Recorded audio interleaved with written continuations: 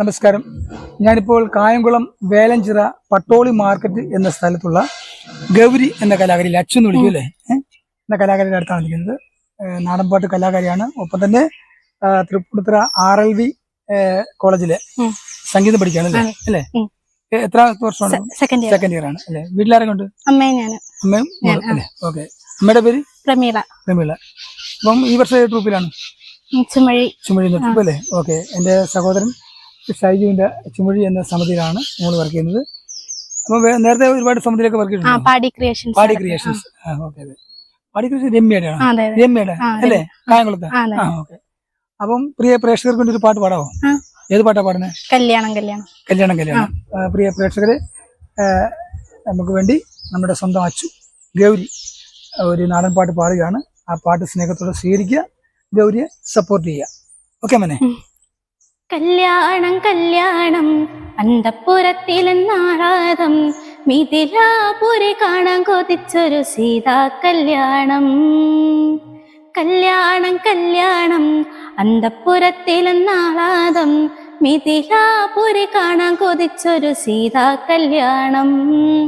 തന്നന്നത്താനാനാ തനനാ തന്നന്നത്താനാനാ തന്നന്നത്താനനാ തനനാ തന്നന്നത്താനാനാ തന്നന്നത്താനാനാ തനനാ തന്നന്നത്താനാനാ തന്നന്നത്താനനാ തനനാ തന്നന്നത്താനാനാ. ഇതുപോലൊരു സുന്ദരിയുണ്ടോ, മൃദുപാഷിണി ഭൂമിയിലുണ്ടോ? മിഥിലേക്ക് ഇതലങ്കാരമാണോ, ഇവളെ കൊതിക്കാത്തവരുണ്ടോ? നിലവിളക്കായി നിറപറയായി സുന്ദരി ജാനകി നീയല്ലേ സീതേ. കല്യാണം അന്തപ്പുരത്തിലെന്നാറാതം മിഥിലാപുരി കാണാൻ കൊതിച്ചൊരു സീതാ കല്യാണം. കല്യാണം അന്തപ്പുരത്തിലെന്നാറാതം മിഥിലാപുരി കാണാൻ കൊതിച്ചൊരു സീതാ കല്യാണം.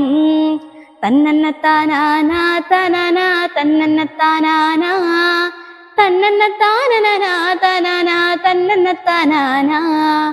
പൂവാടിയിൽ പൂക്കളിറുത്തു, പൂ പോൽ പൊന്മുത്തു ചെരുപ്പു ഊർമിള കളിയാക്കി പറഞ്ഞു, നുണക്കൊഴിക്കവൾ മുത്തിമൊഴിഞ്ഞു.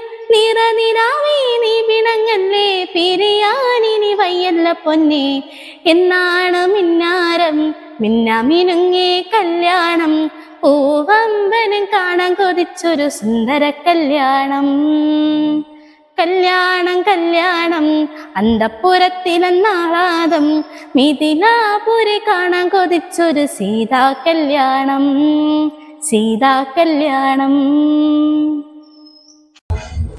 മോളെ വളരെ മനോഹരമായി പാടി കേട്ടോ.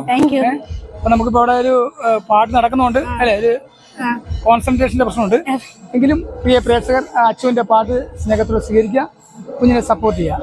ഓക്കെ.